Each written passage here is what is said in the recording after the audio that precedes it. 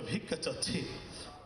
মঙ্গলবার রাতে রাজধানী বনানী চেয়ারম্যান বাড়ি মাঠে সদ্য প্রয়াত সাবেক প্রধানমন্ত্রী বেগম খালেদা জিয়ার রুহের মাগফিরাত কামনায় এই দোয়া মাহফিল ও আলোচনা সভার আয়োজন করা হয়। এতে অংশ নেন বিএনপি চেয়ারম্যান তারেক রহমান ও তার সহধর্মিণী ডাক্তার জুবাইদা রহমান। অনুষ্ঠানে ঢাকা ১৭ আসনে নানা সমস্যা তুলে ধরেন গুলশান বনানী সোসাইটির নেতারা। আমাদের এই অঞ্চলে একটা কমিউনিটি সেন্টার নাই, একটা কনভেনশন হল নাই, একটা জেনারেল হাসপাতাল নাই।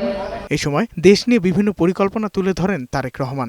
শিক্ষা, স্বাস্থ্য, কর্মসংস্থান সহ নানা পদক্ষেপের কথা জানান তিনি। বলেন, ঢাকার যানজট কমাতে উন্নত গণপরিবহন ব্যবস্থা ও মনোরেল চালুর পরিকল্পনা রয়েছে।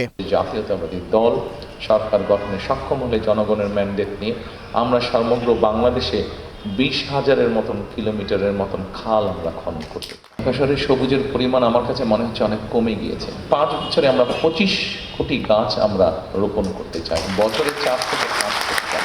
রাজনৈতিক সংস্কৃতি পরিবর্তনের কথাও বলেন তিনি। আমার দল বিএনপি ছাড়া আর কোনো রাজনৈতিক দল এই মুহূর্তে বাংলাদেশের মানুষের সামনে তাদের পানি সমস্যা, তাদের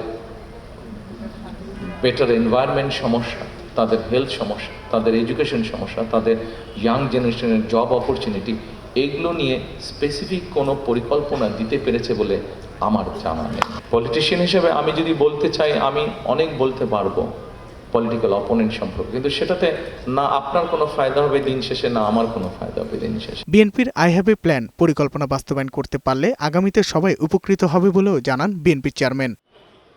সাজ্জাদুর রহমান, বৈশাখী সংবাদ, ঢাকা।